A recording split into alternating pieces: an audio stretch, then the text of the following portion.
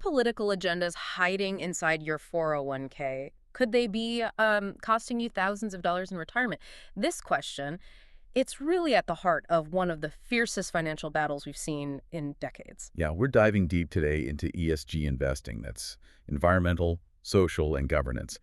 And this conflict, it's not just theory anymore. It's actually hitting the courts, Congress, too. And it's focusing on a really fundamental question for fund managers.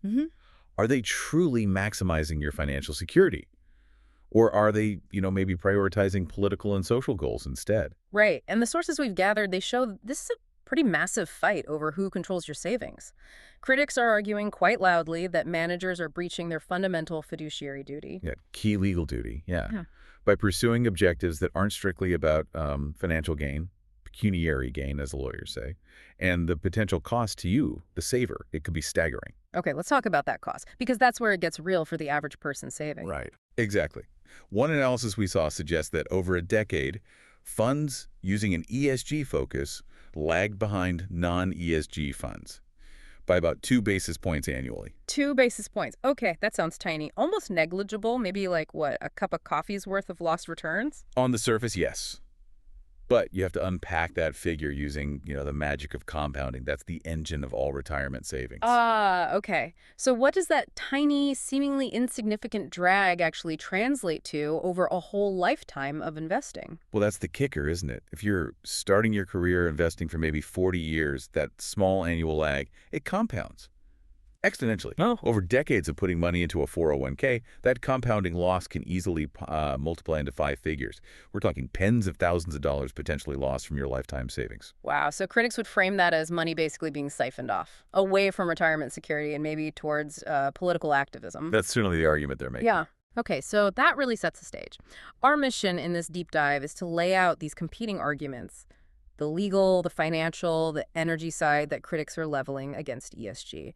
And then we need to look at the huge legislative counteroffensive that's happening now, both at the state and federal levels. Right. Let's kick things off with the foundation, the law itself, retirement management law. Okay, so for anyone whose retirement funds fall under ERISA, that's the Employee Retirement Income Security Act, there's always been this one core principle, fiduciary duty.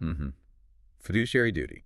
It requires asset managers to act solely, that's the U word, solely and exclusively in the financial interest of their clients. And this is where the conflict really heats up, isn't it? Critics are framing ESG as a direct violation of this very principle. They are. The argument is essentially that when fund managers pick or dish investments based on social or environmental goals, no matter how worthy those goals might seem, they're bringing in a non-financial interest, a non-pecuniary interest. Which is forbidden under ERISA, according to them. Exactly. That's the core of their legal challenge.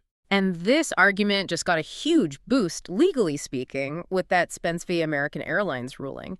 Can you tell us why this Texas court case is such a big deal, such a powerful precedent? Oh, it's definitely a landmark decision. The judge ruled that American Airlines breached its fiduciary duty, specifically the duty of loyalty, just by allowing its 401k plan to be influenced by the ESG interests of its asset manager. Its asset manager, which was BlackRock in this instance. Correct. The airline was found negligent because it allowed the plan to be shaped by corporate goals that were, quote, unrelated to workers' best financial interests. Okay, wait. If I'm understanding this right, the ruling suggests that even the potential for a manager's political views to influence the general investment pool, that could be seen as a breach, even if they aren't offering specific ESG funds. That's precisely the implication, yes. The judge was incredibly clear. ERISA doesn't let a fiduciary chase a non-financial interest, quote, no matter how noble the aim. The focus must be on quantifiable financial metrics. So, this ruling gives critics really strong legal ammunition. They can say, look, any ESG-influenced activity is inherently compromised. But hang on, doesn't that suggest, if an investment happens to be both ethically sound and financially superior, the manager still needs to be careful. Like, maybe not even mention the ethical part. That feels a bit strange. That's a really important nuance. It definitely raises questions about documentation and intent. The ruling really underscores the need for documented proof that any investment choice, even one that looks good on multiple fronts, was made only for financial reasons. So the justification has to be purely financial. Purely financial.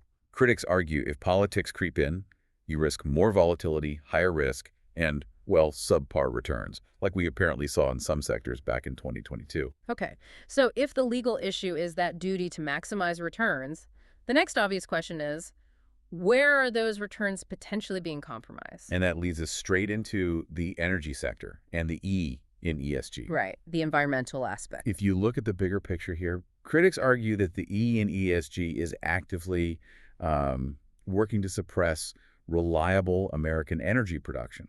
And the economic cost is pretty substantial. ESG policies often aim to phase out fossil fuels, right? But fossil fuels still provide, what, over 80% of the energy our economy needs. So this sort of hostility towards U.S. oil and gas, it's not just about potentially higher prices at the pump, it's actually depressing the whole country's economic output. That's the argument, yeah. Do the sources give any, concrete numbers on that? What's the estimated cost to the U.S. economy from this suppressed output? The estimates we've seen suggest the loss of output is somewhere in the ballpark of $100 billion to $200 billion per year. Billion with a B. That's huge. It is. Critics call it a massive self-inflicted wound on the U.S. economy. They say it stems from ESG requirements piling extra costs and investment hurdles onto our own domestic energy producers. You mentioned something earlier, the global paradox. The idea that suppressing U.S. production just shifts demand overseas. Can we break that down? Right. Why do critics call this the China ESG agenda? How does holding back American energy help foreign competitors? Okay, so the argument goes like this. Energy demand doesn't just vanish because the U.S. pumps less oil or gas.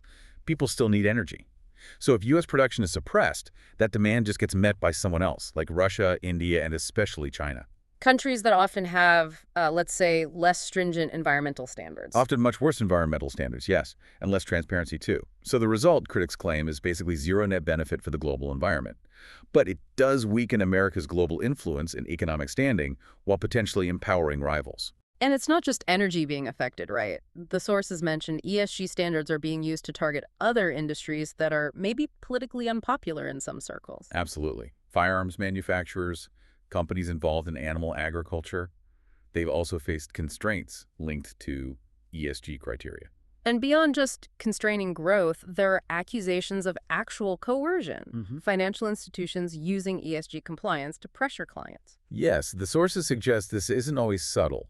We saw one account where firms allegedly required clients to sign letters supporting certain political issues like the Paris Climate Accord just to get standard lines of credit, or to push crucial business deals through.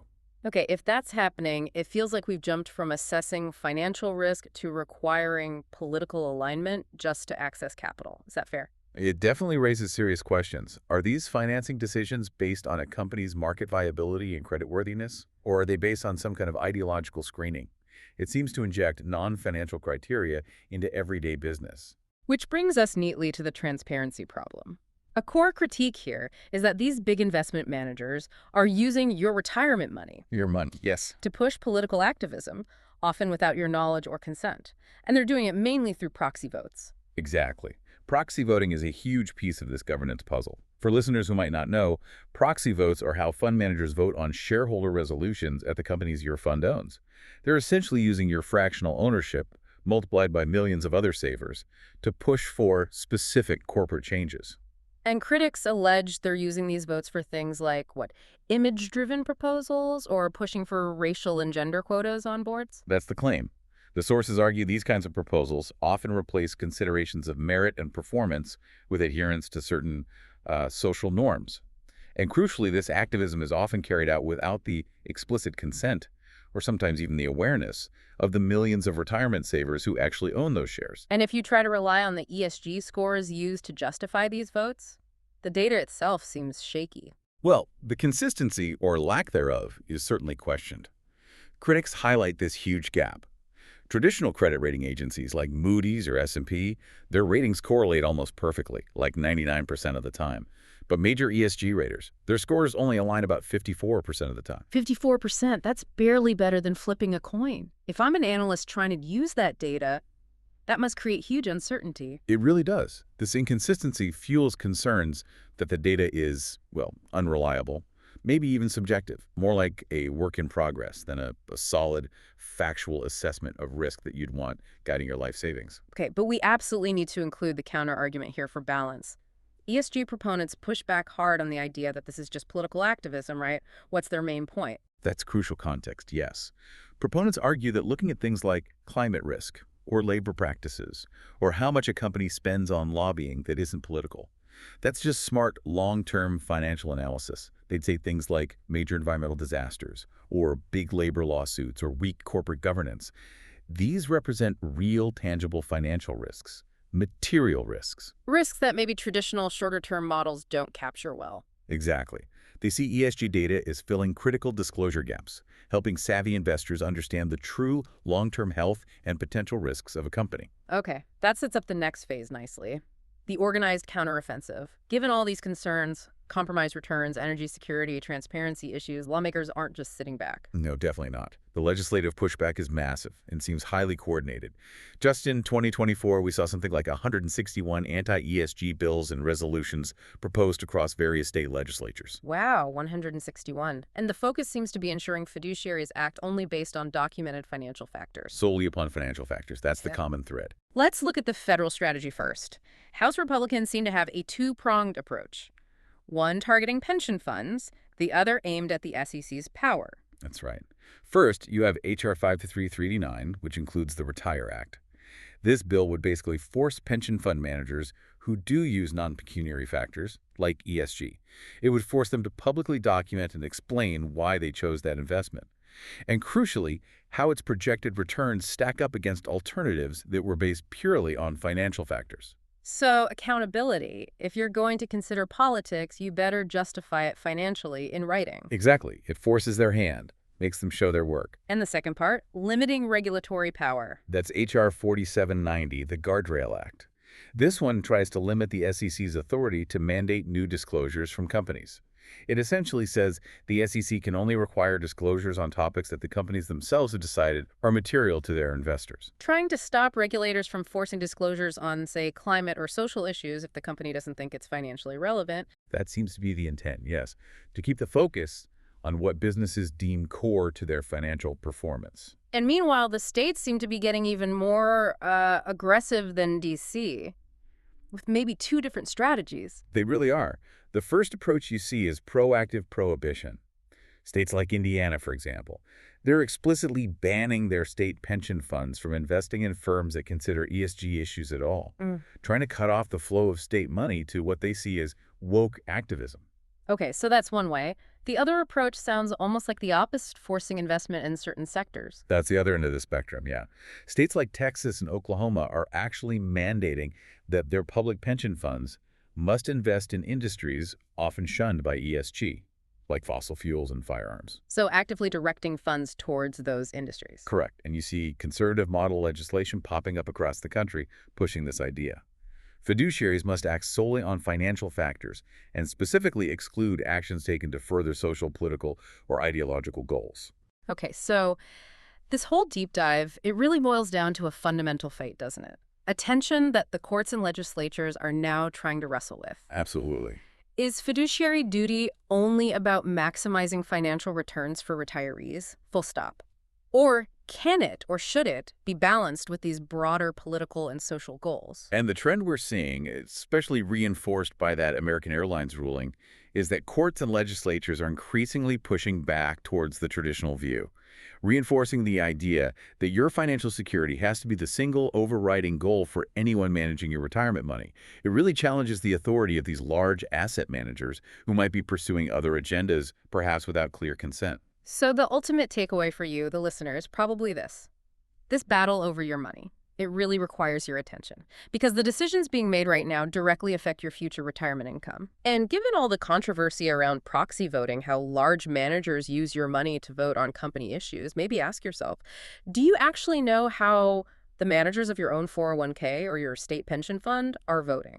That information is public record. It might take some digging, but finding out how your dollars are being used, whether to support or fight certain agendas, that's really the first step toward potentially regaining some control or at least awareness over your retirement future and making sure your financial security truly is the top priority.